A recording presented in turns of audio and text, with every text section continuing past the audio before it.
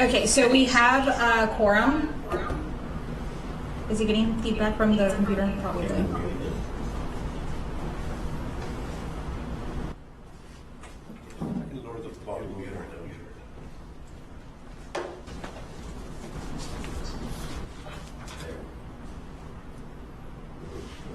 Okay, testing. We're good?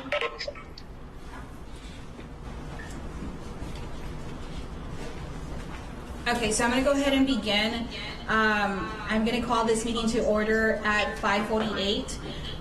We are at the Laredo Health Clinic, the City of Laredo Health Clinic on Cedar, and we do have quorum between our virtual attendees and in-person attendees.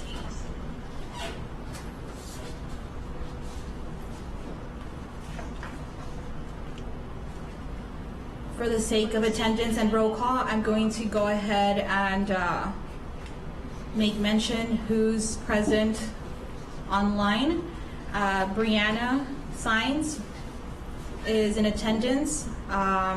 Jesse Hernandez is in attendance. Marta Hernandez, stakeholder, is in attendance. And we did have Marina, but she logged out. Okay.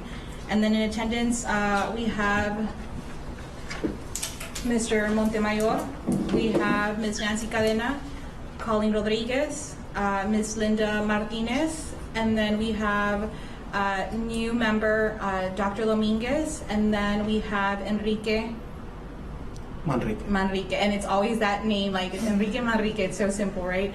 And then we have Melissa Ramirez present, stakeholders. Again, we've called this meeting to order. Do we have anybody who signed up for public comments, Mr. Walls? We don't. No, we do not. We do have the minutes attached to the agenda. If I could please have a motion for minute approval.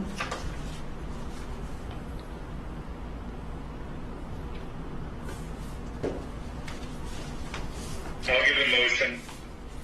I have a first by Jesse. Do I have a second?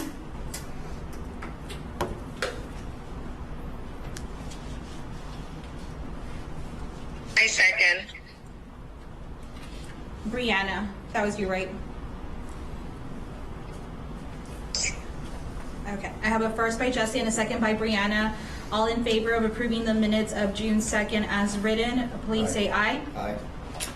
Aye. Any opposed, say nay. Motion passes. Moving on to discussion and possible action, we are moving on to the update on the detox facility. I know that the committee is present and they were discussing and having to meet soon. Mr. Montemayor will probably set up, do you want to do a virtual or in-person subcommittee meeting? I'm good with in-person. Okay, so we're going to go ahead and aim for in-person subcommittee meeting, and we'll discuss a date unless you want to set it up right now. I would suggest doing it before this meeting here if possible. I think that's what we did. I think Jesse was okay with it, but... The same date, you Yes. mean? Okay, perfect. So then we'll aim for the next meeting, which will be on August the 4th, here at 5:30. You would meet at what, 4:30? At 4:30. 4:30, like we usually did. Okay. So the next detox meeting will be done at 4:30, and if Mr. Walls is okay, they'll meet in this room so that they can start working on the detox. Mr. Walls, do you have any updates with the actual facility or? I do not. Okay. Okay, so you're all good. I think in attendance will be Ms. Cadena, Mr. Montemayor, Mr. Hernandez, and anybody else who signed up to be part of the detox subcommittee. Dr. Dominguez, for this subcommittee, we have different subcommittees that the council, the commissioners, the members are able to partake and to get involved. So if anybody is, and that again goes to the stakeholders, Enrique and Melissa, and Ms. Linda, if you would like to be a part of the conversations that have to do with the detox facility that the City of Laredo and Webb County are hoping to have in the near future, you're more than welcome to join them. And it's led by Mr. Montemayor and Mr. Hernandez. So if you're interested, you're more than welcome to join us at the next meeting, which is August 4th at 4:30 here, and then it will transition into the Drug and Alcohol Commission meeting that hopefully by then we'll be able to get an update of what you all have been talking about. Okay? So that meeting is at 4:30, right? Yeah, that meeting's at 4:30. Mr. Montemayor, Dr. Dominguez is new to the commission. Do you want to make mention on what some of the discussion was that before you all? You know, we haven't had that meeting in over a year. Okay, so we're at the point already where the architects have taken the design and are waiting for the county to give them An okay. an okay. Okay. I think that's where we're at with that right now. Okay. So it's been a while since they've actually met and discussed the topic, but Mr. Walls have been giving us some updates. So we'll share some of those minutes so that you can catch up on that.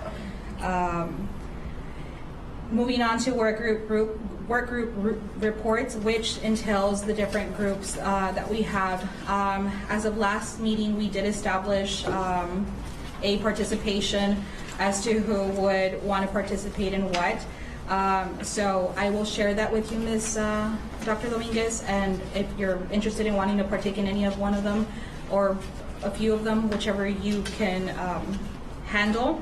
I know that we have some individuals that want to participate in each group, but it is time consuming, but we want you to be able to be considerate of what you're going to dedicate to.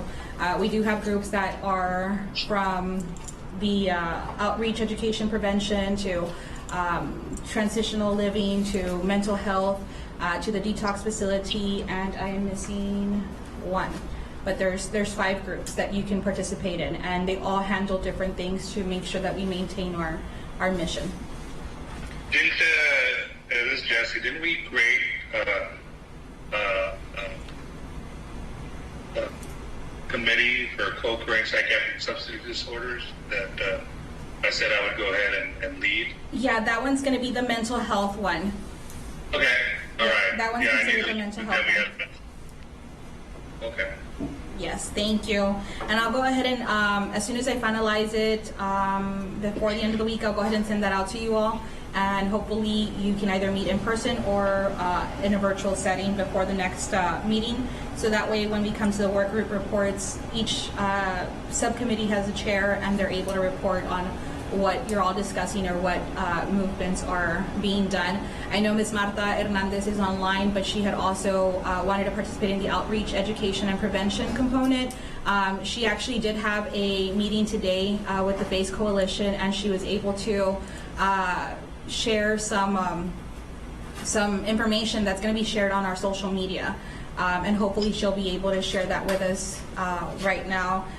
Ms. Marta, can you share on the Take a Breath campaign? Yes, of course. Let me see. How can I provide you with the flyer? So you can share the link on the chat, and I'll go ahead and try to see if I can open Yes, it. let me see if I can do that.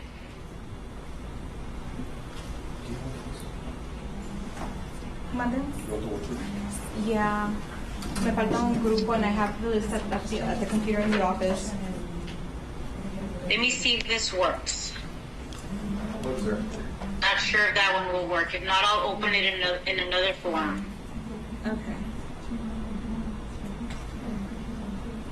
So you want to talk about it, Ms. Marta? Yes. Were you all able to open it or no? Mr. Walls is about to open it. Oh, okay. Let's see. If not, I can open it here in another form.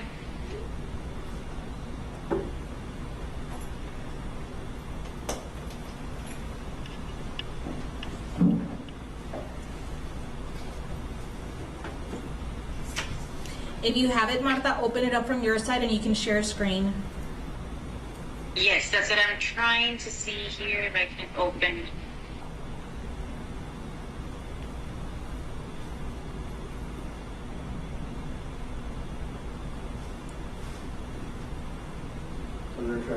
Yeah, you can do it now.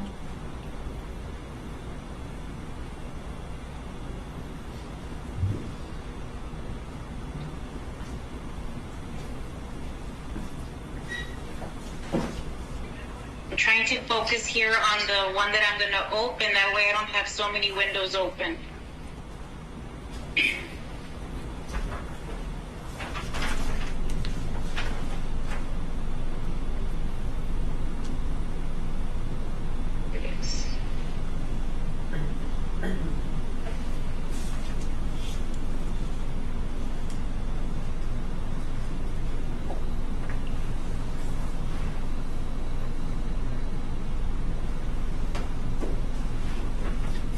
There we go.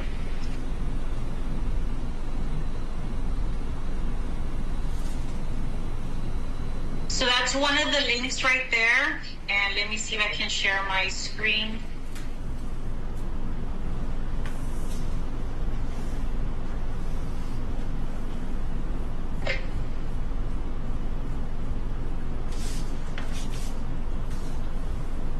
Very good.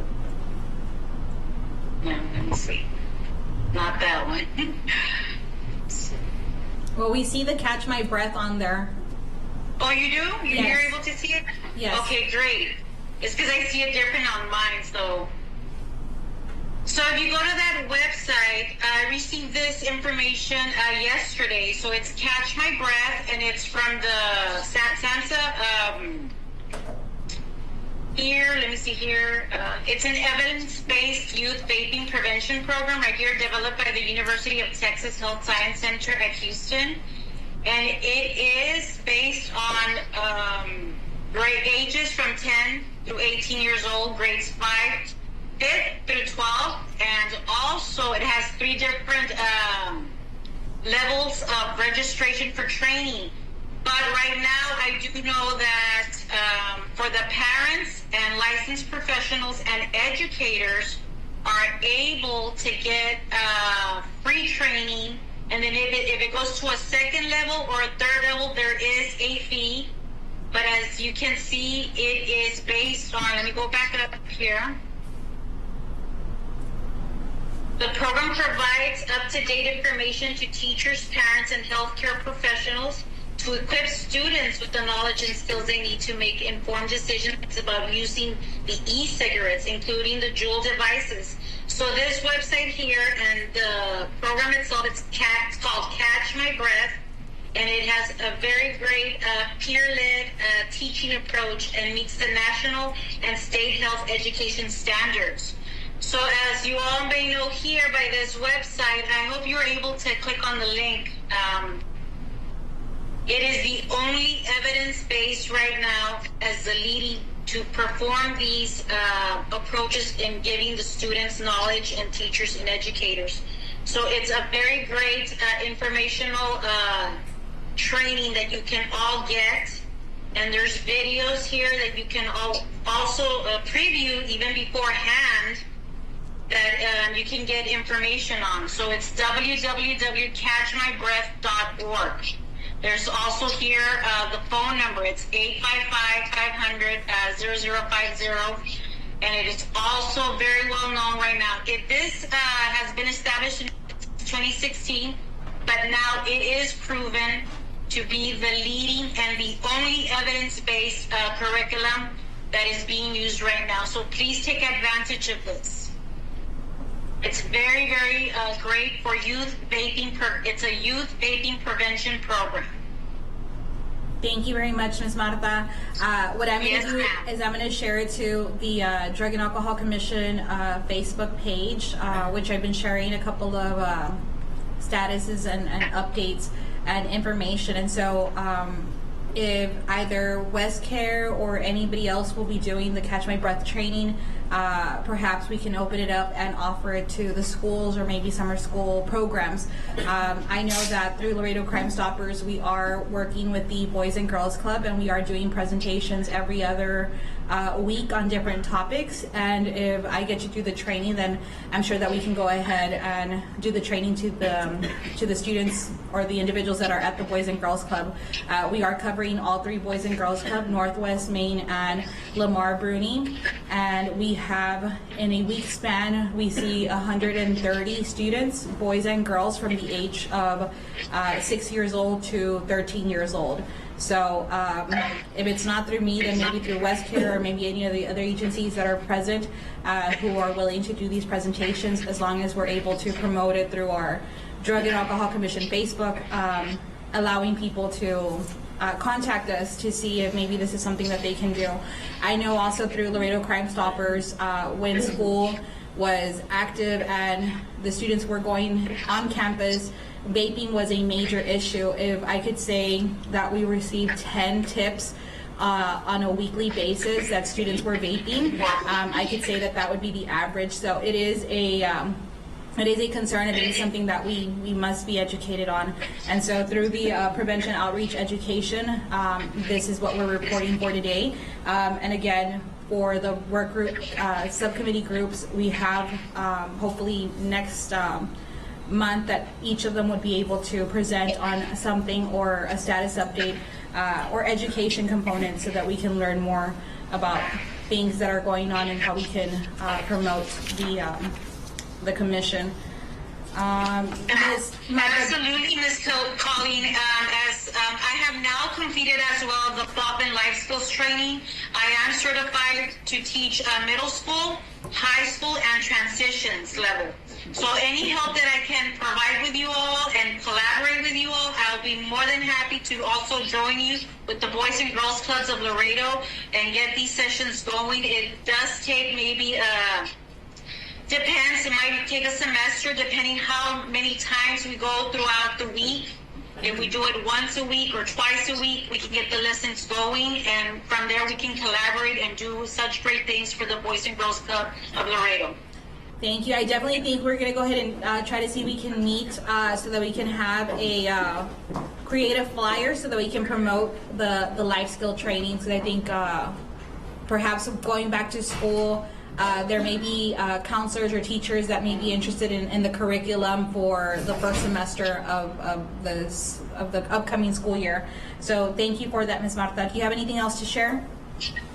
Not at the moment. I just really wanted to get this one out since I did receive it yesterday and make sure that everybody is aware and all of you all can get a hold of this. The link is there on the chat, so please by all means research on it. If we have any further questions, please approach me, email me, and I'll be glad to sit with you or however you like to give you any further information needed, Ms. Colleen. Any of you all. Thank you very much, Ms. Marta. Right now, we're going to go ahead and move forward with the stakeholder agency updates. We do have some stakeholders that are currently present. Melissa, Enrique, do you all have any updates with the agencies? How are you all working post-COVID and back in the office? Are you all seeing clients, doing trainings, activities? How are you all doing? Well, I'll go ahead and I'll get started. I know one of the big updates that we have is SCAN will be conducting an RBA conference. It's going to be a virtual conference. It's going to take part during July 20th through the 22nd. It's half a day from 9 a.m. to 12 p.m. For each of those 3 different days, it's going to be, I guess, different tracks. One for youth, one that targets youth, the other one parent, and the other one professionals. For the professional one, there is going to be one of the presentations is going to offer one CEU. I will go ahead and, well, I do have flyers to hand out, but I could also email you the information as well, so you could send it out to everyone. But yes, there is a variety of topics. I did forget to say it is completely free of charge. There are links to register for the webinars in advance. It is through Zoom.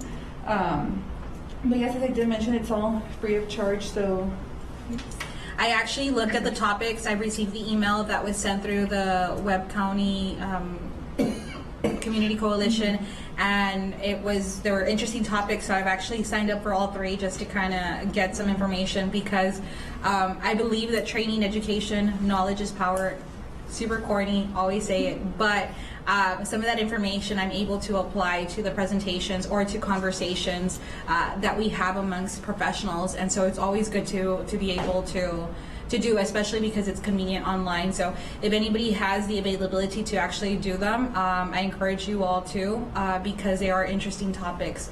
And so Ms. Melissa will share that link, or I'll go ahead and grab that link and I'll share it to the rest of the group, so hopefully we have some good attendance from the Drug and Alcohol Commission. Does anybody have any questions for Ms. Melissa?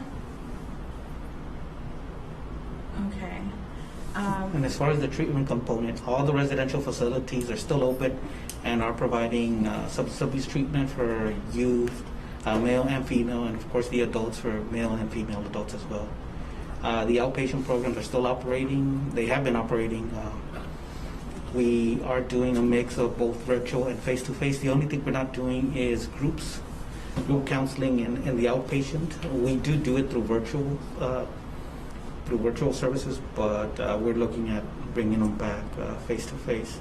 As far as the mental health portion, we are still working with the homeless community. We do go out into the field, and we did start doing groups in person with that particular population. And we opened the showers again, and that's what we're doing. So, Mr. Enrique, really quick question. Not that it came through my personal Facebook. It actually came through a thread of somebody sending me the information, and if I could find it, I'll share it with you. But what happens if somebody is looking for help? Particularly, they asked if there was any drug treatments. Where is the first place that they should be sent to or considered? And this it looked like it was a female who was looking for treatment for themselves. So the best thing is just call SCAN. We have different ways of getting the individual to collect services.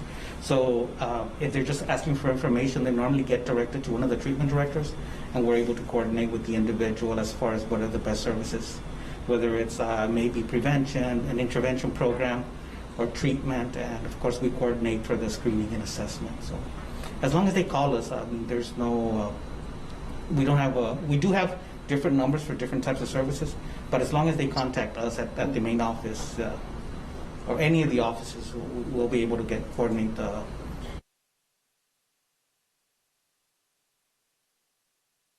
That would answer at all hours. We do have one hotline that operates, but it's for a crisis. Okay. And normally that's associated with the intervention program. Aside from that, Monday through Friday, 8:30 through 5:30. So. Okay. And that's something that I want to be able to put onto our social media. That way it's easier for people to share or to kind of, and I know that you all have a very active Instagram and Facebook, so I'll start tagging you all on those, and hopefully getting these individuals that are seeking help to be able to to contact you all. I think right now the biggest complex is, are they working? Are they allowing new clients? Or can I call it in? Can I meet virtually and stuff like that? So that's why I wanted to make sure that you all gave us an update on what you're all doing. Yeah, so like I said, anybody that calls in will coordinate services for them, whether they're calling in and they just want to do things virtually, or they want to do a face-to-face sit-down. So Okay. we're still operating. So. Well, thank you very much. Giga, how are you? It's Hey, Jess. Jesse, what's up? Hey, how have you been, man? I had a question. What is your waiting list like in your residential program? I know that you all have to take prairie population. Typically, we have a lot of that. What is your waiting list like? I have to contact the facilities themselves, Jesse, but I can get that information probably by tomorrow morning. Okay, yeah, I'm just I'm wondering. I know that part of the process that will alleviate your waiting list is once we have a detox going, because we have people just bouncing back. But I was just wondering what the waiting list is like. Typically when I have my private clients that need to go somewhere, they've had to even wait a couple of days.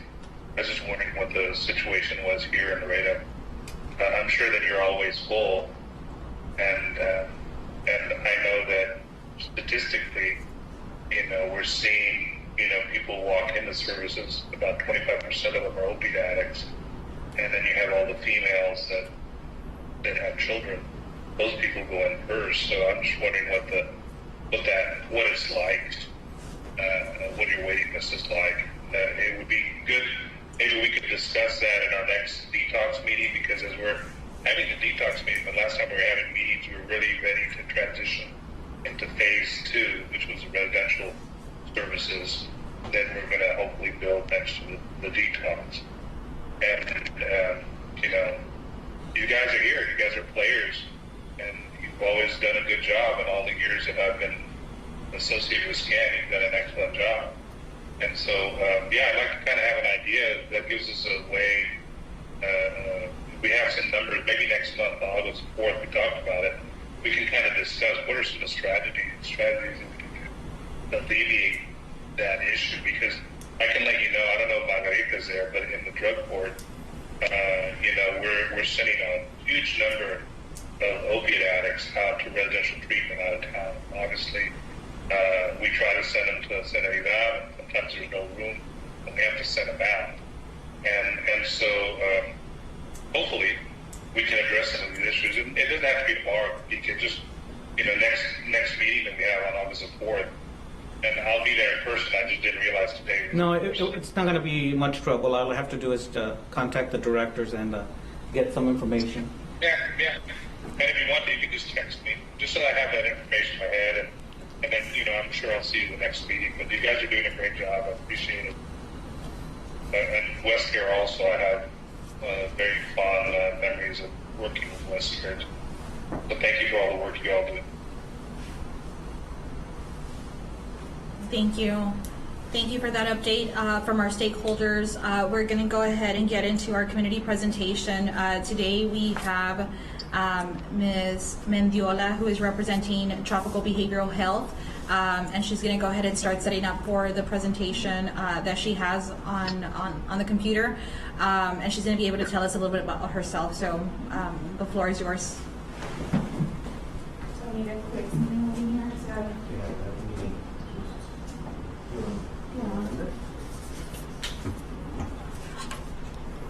We were set to have Ms. Monica Calderon from MHP Salud, but there may have been like a disconnect between the whole virtual and in-person setup.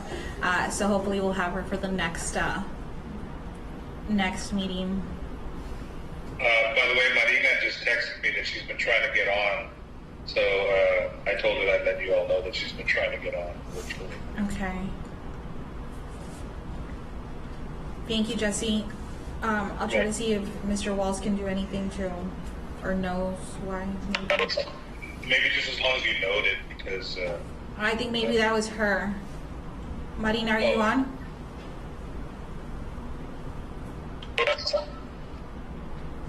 Mrs. Morel, Yeah. she's been getting kicked off. She sent me a text. Was that her phone? Tres cuatro veces. Because I see her in and out. Yeah, no, that was Brianna. Can you see the presentation? Yeah. So you're going to have to speak over there Sorry. and tell me that. Okay. Give you a better. The complexity of having to be in two places in one, right? So good afternoon, everybody. I see some familiar faces from SCAN and Mr. Jesse Hernandez, and hopefully some new faces that I'll get to know throughout my time with the committee. So my name is Linda Mendiola, and I'm the OSAR contact person for Laredo. And so I work with Tropical Texas Behavioral Health. And so a little bit about what I'll talk about is who we are, what kind of services we offer, referrals, locations that we have, and how we keep in touch with the contacts, with the clients. And so OSAR, basically what our name stands for is what we do. So in our program, we do outreach. Through our outreach, we get to know, different community agencies in our community and offer our services to their clients. We of course do the screenings to see what kind of services they qualify for. We do in-depth assessments to see what community agencies would be best for them. And then, of course, the referral process. It is something that is free of charge. There's no cost for what we do. And we're pretty much like the front door. You know, we do referral to all different types of agencies within our community here in Laredo, Webb County, and outside of Laredo in Region 11. We do at times do referrals to like San Antonio and things like that. It's really what's best for the client. And anybody who's a Texas resident can go ahead and get a screening. What ages? From 13 up. So Region 11, it basically covers the light blue or the darker light blue at the bottom where you see 11. So I do screenings here in Laredo, but I do various screenings also by phone in Cameron County, Hebronville, and so we cover all of Region 11. And even if we have some individuals that are from different regions, but they just moved down or they're working mainly, you know, in Region 11, we're able to go ahead and screen them and offer them services since they're spending the majority of their time, you know, within our region.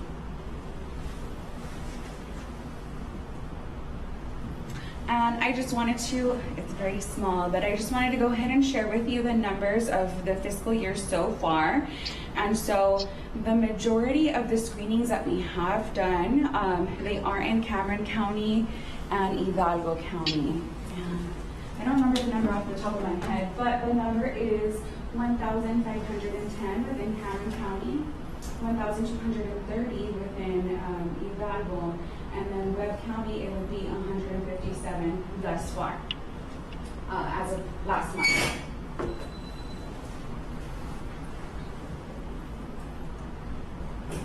And so just to give you a good look at the services between youth and adults within Region 11, up to now we've screened 298 youth and 3,192 adults, and that's region-wide. Now within Webb County, the youth and adult, as of right now, we've screened 76 youth and 81 adults within the Webb County. This is a little bit about what I mentioned, activities, you know, individuals, the outreach, the screening process, assessment, and this is to gain good knowledge on what else the client might need. You know, as we know, a lot of the times it's not just substance use services that they need mental health, health care, and so that's why we do the assessments to see where else do we need to go ahead and refer them. Now, these are the different things that we focus on for their assessments. Of course, you know, if they're going through any types of withdrawals, for medical history, their emotional behavior, cognitive conditions, how ready are they to change? And what do we need to do to go ahead and get them to where they want to be? If they have a history of relapse, and then of course, you know, what is their environment looking like, you know, at home? Are they likely to have that support to be able to recover? The priority populations that we screen are pregnant injecting individuals, injecting users, individuals that are high risk for overdose, individuals who are involved with CPS, Family Department Protective Services, and you know, all others. Now we do have our particular counselor that specializes in screening injecting users, opiate users, and so she's the one that kind of builds that relationship with them through the beginning to the end, through the screening and the follow-up process. For pretty much any substance use, we do provide the overdose prevention. Now, when we were doing, you know, the face-to-face before COVID, we were providing the Narcan. And right now that's not something that we're doing because we're doing majority phone sessions. So if you guys know somewhere, you know, that currently is giving out a scan, okay. I wasn't sure. Okay, so I'll go ahead and refer them just for that. And then we also always try to refer to the medical, the MET programs, which we have here or outside, you know, if they're from a different community. Now, we do offer state-funded services, and so pretty much, anything that they need, that we'll try to go ahead and service them through the state-funded programs. So these are individuals that don't have any kind of private insurance. If they have Medicaid, then we'll go ahead and refer them to agencies that do accept their Medicaid. But if they don't, then they would qualify for state funding services. And so there's different things, as you see, parenting support services, intervention services, outpatient, pretty much for everything. And so the locations that we have is in Edinburgh, Westlaco, Harlingen, Brownsville, Nueces, Border Region here in Papas, that's where my office is located, Coastal Plains, and pretty much the offices that you see on the right side, we kind of do outreach to other locations close by. And so hopefully, when everything kind of starts going back to our new normal, I'm able to go ahead and go a little bit more into Zapata, Heberville, those areas, to go ahead and do more outreach. We do follow-up with all the clients, and so the way that we do that is, in the beginning, we try and get as much updated information as we can, who's an emergency contact, a follow-up contact, maybe if they have different addresses, so that we can go ahead and make sure that they were able to receive those services that they were looking for. If they didn't, then we try to get updated information to see if we need to do another type of referral. And what we do is we call them 3 times. We continue to try and follow up with them after that, that we do kind of close their case if we're not able to get in contact with them. But they're still able to come back, and we're able to rescreen them if they want to get services again. So there's no limit to how many times they can come in and we can refer out.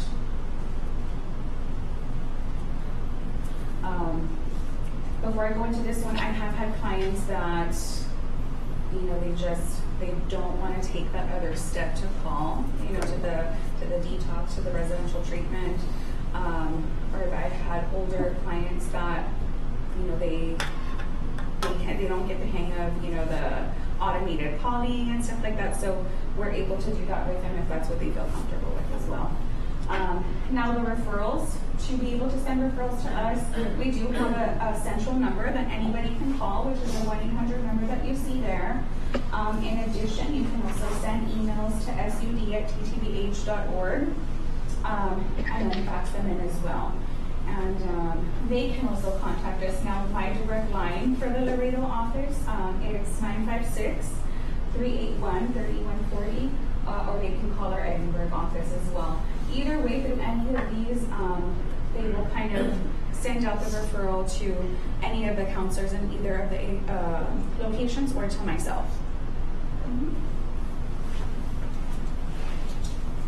And then we also have a quarterly call, which we have stakeholders, oftentimes a scan.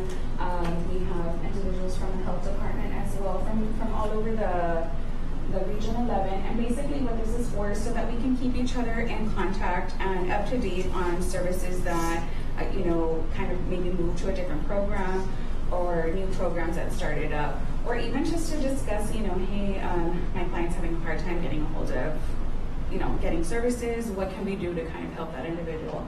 And so basically that's what that call is for. If you would like to be a part of that quarterly call, definitely shoot me an email so that I can send you the information when we do have those. Any questions? I have a couple of comments. First of all, can you all hear me? Yes. Okay, tell them over there. First of all, Linda, it was great seeing you again. Yeah, it's nice to see you too. Yeah, it's been a while, but I remember you very fondly. And I think you did a great job right here. This was actually the answer to the question you asked. Where do you go? Mm-hmm. You go to the OZAR. They're the gatekeepers for Health and Human Services Region 11. For any type of inpatient facility that's licensed or funded. Mm-hmm. So the OZAR is your answer. That's, even if you went to scan, they're going to send you back to the OZAR. So Linda would end up doing that work. And I think the OZAR is a very important, plays a very important role. OZARs have been around since the early 2000s. And And so, Tropical Texas, that's really interesting that you guys are doing that. I'm glad that you have a site here in Laredo. But I did want to talk about the discrepancy in the numbers. You see a lot in Hidalgo County, and the two counties that you saw where all those numbers were high, Brownsville and the McAllen area.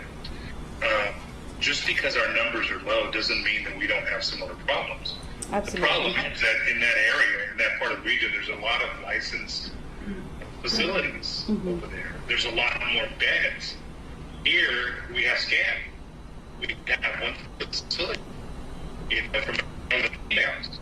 And so that's a really story because, and he can attest to this, because in any of the services that I work with, whether it's drug court, the veterans court, or it's a TCHIV program pillar, or any of the programs I work with in the city, the outpatient services were overwhelmed by the clients that met the highest of the ASAM criteria that were priority population. So we're being overrun by clients in our normal outpatient services that meet priority population that would typically go into anywhere else. In addition to that, because priority population is taken care of, has to be dealt with first in the residential programs. Then what happens is those people that are using cocaine or alcohol or any other substance, if the priority population is already filled, let's say at SCAN and they're sending it out program, well, those people have to get pushed back to outpatient services. And so our outpatient services are really taking people that need residential services. We just don't have the capacity. We have the numbers. We have the numbers of people. I mean, we have so many people in all our different SAMHSA programs that meet the ASAP criteria for needing either detox or residential. We just don't have the beds like they do in the Valley or like you do in San Antonio or Dallas. That's a problem that we've had lifelong. And as far as I've been in the field 33 years, and our area in Region 11, and even South Texas is seen sometimes as the stepchild, and it always gets the leftovers. SCAN worked hard to build up to where it was at. At one time, they hardly had anything. Laredo had nothing. They were there right when all of our services went kaput. I remember when Tropical Texas had all the substance use services in the Valley, but they stayed there. So there's a. I don't want you to think that we don't have the numbers. We have more than that, more numbers than you can imagine. We'll fill up that detox and residential 2-3 times over, including all of SCAN services. Yes, no, absolutely. I do agree. Those are just the OSAR numbers. I feel that if we were to put our programs all together. And just to add something really quickly, when individuals do come to SCAN for a screening, they don't get automatically referred to OSAR. We'll work with them getting them detox or to a residential facility. When it becomes urgent that we're finding a difficulty, then definitely we'll reach out to OSAR for assistance. So, well, yeah, without a doubt, Pika's right. If somebody comes in and they need detox, you have to do the right thing and get them into the detox. So I do know that I know. But the OSAR, I mean, you can call SCAN, you can call OSAR. Either way, they're going to receive the services. The problem is we just don't have anything here in Laredo. This detox will be a big step forward. We haven't had a detox since Alma lost the facility, and that was back in the early 2000s. And so we haven't had one in 20 years, and we haven't had the capacity for residential for years either. So thank you, Linda, and thank you, Deacon. I appreciate all your work. Just a quick comment. I'm sorry. Jesse, I got a response from one of the directors from the residential facilities, from the youth male facility here in Laredo. They reported they don't have a wait list at this moment. That's great. So, that's great, Rob. As soon as I get the rest, I'll share the information.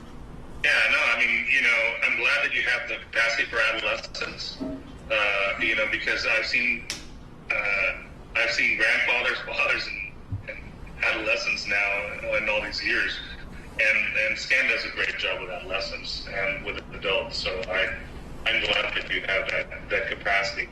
I guess my concern more was for the adults because we have so many opiate addicts in our community. Well, I think it would be best, Mr. Enrique, at the following meeting, or like to get into a habit of like reporting, maybe just to kind of give an update. And you're amongst individuals who are going to be doing the referrals. For example, Ms. Mendiola just commented and asked about the NARC CAN and the treatment. Is it available through SCAN? I think having to have these meetings, we can have these conversations to be able to be up to date on referrals or services that we're providing. Ms. Mendiola, on a question with regards to your presentation, when you have these clients coming in and you refer them and you do the follow-ups, what's the success rate for these individuals? So if you saw 70, out of those 70 individuals, how many of those have successfully gone through a treatment or have established some type of help or have been alleviated from the substance abuse or the addiction? So in talking to my supervisor to try to get that number, it was very difficult because the majority, or not the majority, but many of our clients do tend to be homeless. They tend to be minors, so sometimes when we try to get a hold of their parents, they may be going through substance use issues as well, or something happens where, we're just not able to get in contact with them. Sometimes, it is very difficult. It's amazing when we are able to get a hold of them, and we hear that they did go ahead and go through detox and outpatient or residential, but sometimes it is very difficult to go ahead and follow up with them. Sometimes it just depends. Sometimes we have a really good high percentage, and sometimes it's low. Can we see if we can collaborate with all the agencies present to be able to highlight maybe perhaps on a success program or an individual who has successfully gotten treatment or has overcome that challenge?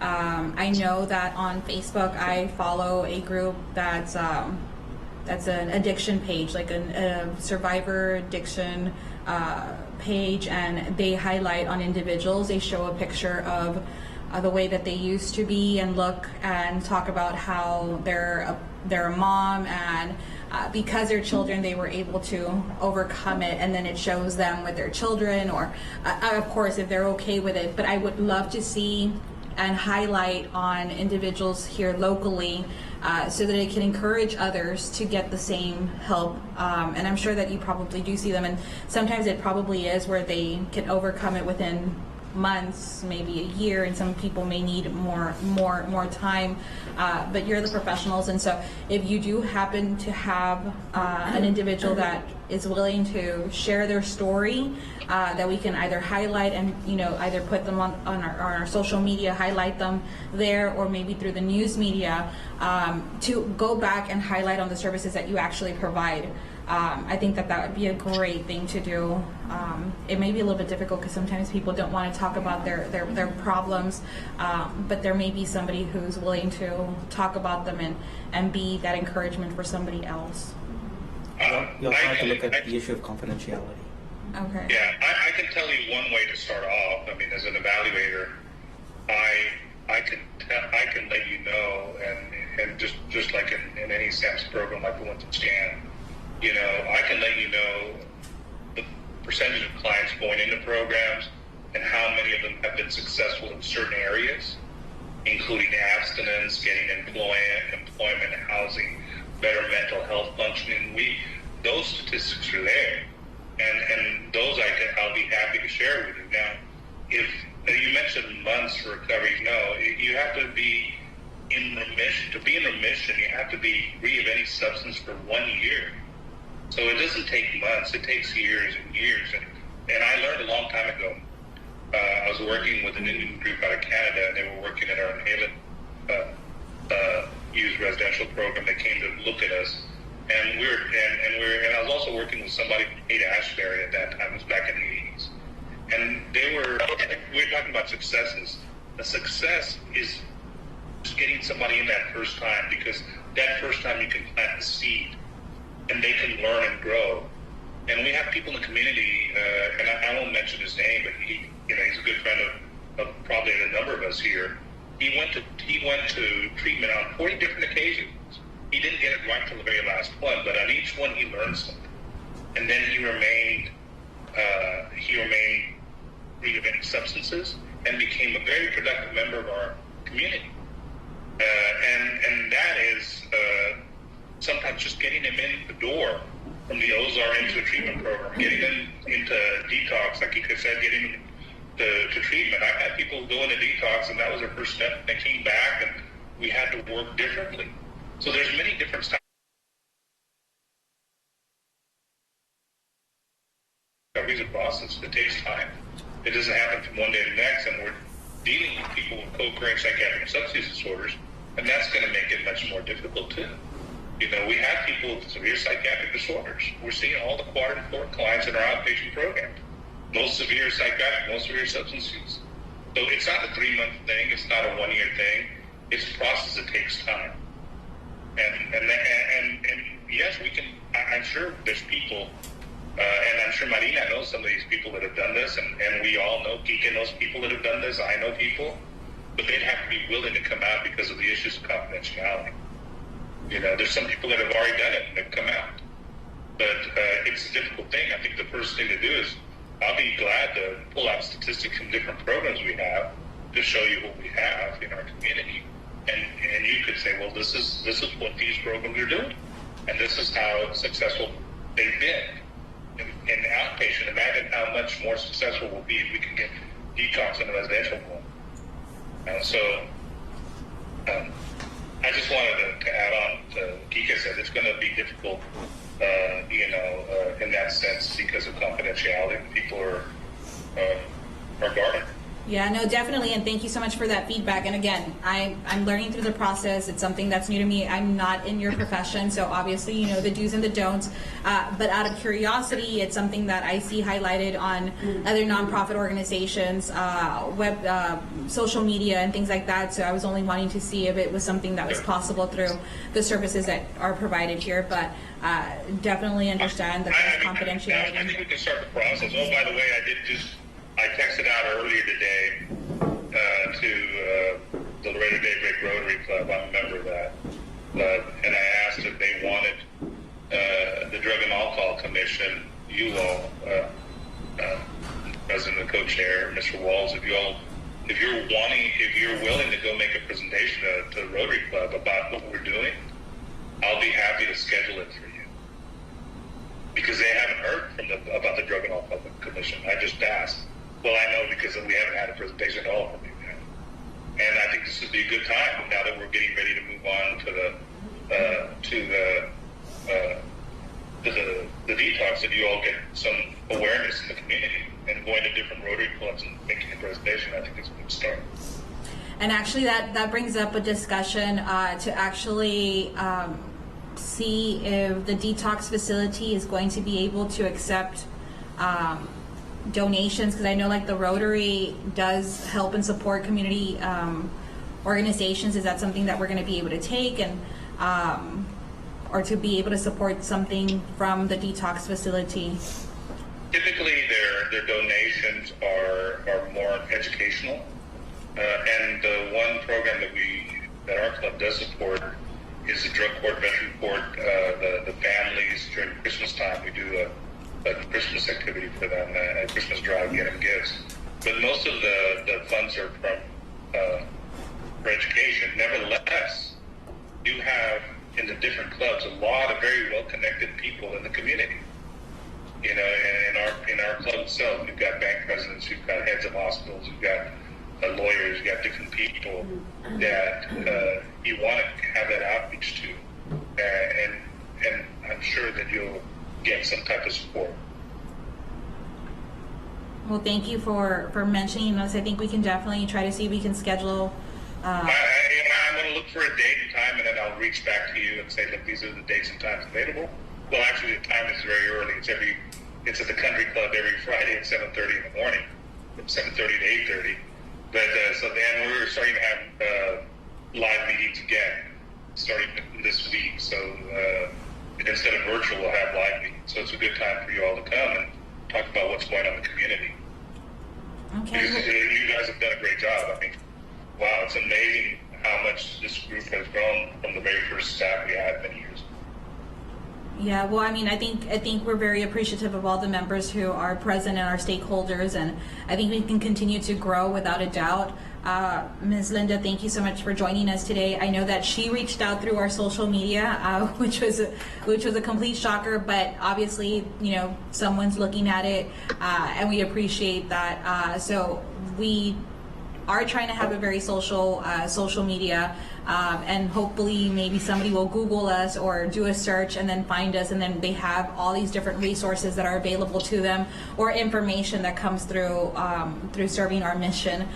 So we thank you and appreciate you, Ms. Mendiola, and you're more than welcome to join us from now on as a stakeholder and be able to represent tropical behavioral health and talk to us a little bit more about what's going on and what services you're providing. And we'd love to definitely hear if there's like a hiccup or an issue or something that can be resolved through any of the other agencies that are participating, and or our representation through the city and the county to be able to assist. And I know you all will definitely be much needed when the detox facility does come into place, because some of the things that you highlighted are going to be able to be of use to them.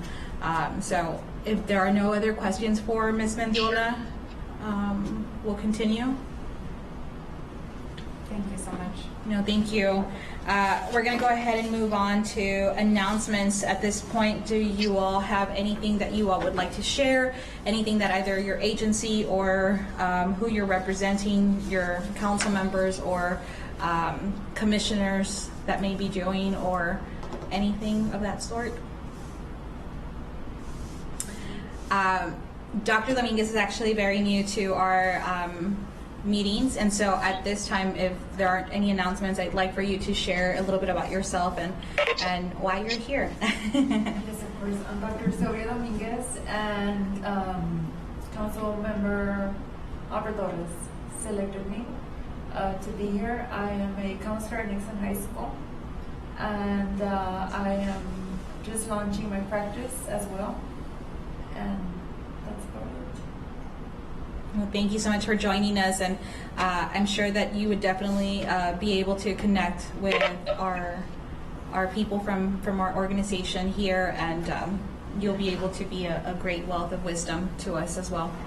So I'm thank very you. interested in being part of the Detox Center. I don't know where it stands right now, the development. Well, you can definitely learn more at the next meeting, and I'm sure that Mr. Hernandez and Mr. Montemayor and the rest of the subcommittee group is able to catch you up, and there's a lot of catching up to do, so it'll kind of be a refresher overall, and then hopefully be able to get them to report at these meetings. But you're all the professionals, and you all know what you're all talking about, so you're more than welcome to join them at 4:30 next meeting. Just a quick reminder also that moving forward, meetings are set to be in person.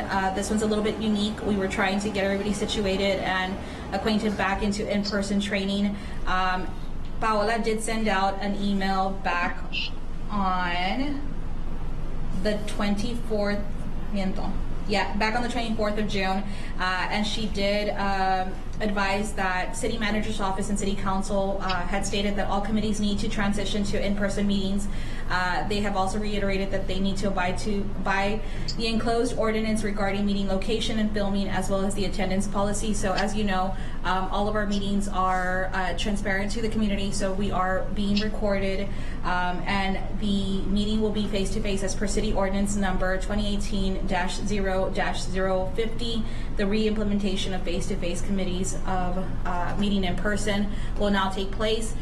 So on August 4th, Wednesday, 5:30, we'll be meeting in this room to convene for the Drug and Alcohol Commission meeting. And we meet the first Wednesday of each month, right? The first Wednesday of each month, yes. That has not changed unless the commission feels that we need to move it to another time setting or another day. But for the most part, at the last meeting, we had discussed the time, and everybody had agreed to this time. The only thing we had already discussed is that virtual setting was working. Unfortunately, that's not up to our discretion. That's something that's being implemented by the city and that we have to abide. In addition to that, Mr. Wall's last meeting had discussed that we needed to do the Open Meetings Act training. And that is for everybody who is a member and has been appointed by the city and the county. It is required for the city secretary. So if you had done it a long time ago, it is required and recommended to redo again. I will send out the link after this meeting to everybody to see if by next meeting you all can have that certificate provided to Mr. Walls for file of our training. Mr. Walls, am I missing anything else? No, ma'am. Okay, so if there are no other announcements or any other comments, it is 6:47. We will go ahead and call for adjournment. Do I have a motion to adjourn? I'll motion, Nancy. I have a first by Nancy. Do I have a second?